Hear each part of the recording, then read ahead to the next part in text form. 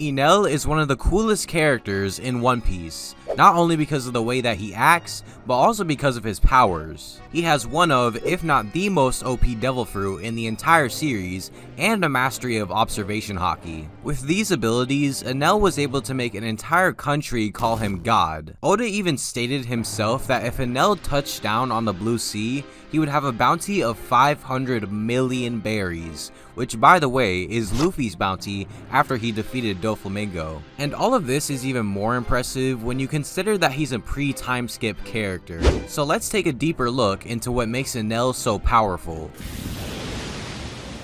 Enel possesses the powers of the Goro Goro no Mi, or the Rumble Rumble fruit. It is a Logia type devil fruit that allows him to conjure, manipulate, and become lightning. And you might be saying, well, Kizaru's fruit allows him to become light, so what's the big deal? Well, while light is faster, you can't really use it in the same way that you can with lightning. And this is shown in the multiple amazing ways that Enel uses his devil fruit powers. These techniques include restarting his own heart with an electrical current, moving as fast as an electrical current, changing the shape of his golden weapon by using the heat from electricity, and of course, insanely destructive lightning blasts.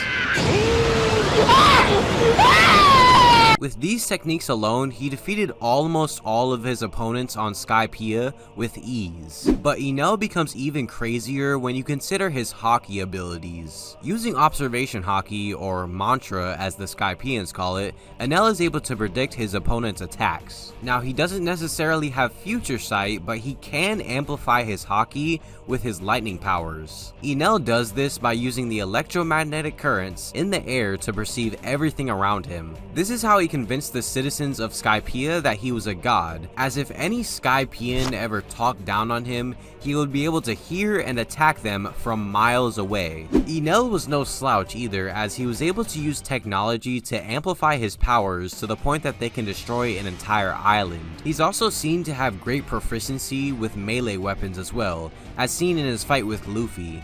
And speaking of Luffy, we have to cover the elephant in the room. So basically, I find it very plotty that Enel just so happened to run into the exact wrong nigga. And while it is funny, it's one of the only times where I feel like I was taken out of the story. Because usually, One Piece isn't a story that's structured like that. You know, when the plot kind of like forces something to happen, or a fight feels very, you know, plotty. Like the fight between Luffy and Enel is fun overall, but you know, it just kind of takes me out of the story a little bit. But that's just me. But back to the main topic though, I remember asking a question on the One Piece Reddit on how far Enel would make it in the New World if he took Luffy's exact same journey somehow. And I got comments such as Dressrosa and even Whole Cake Island.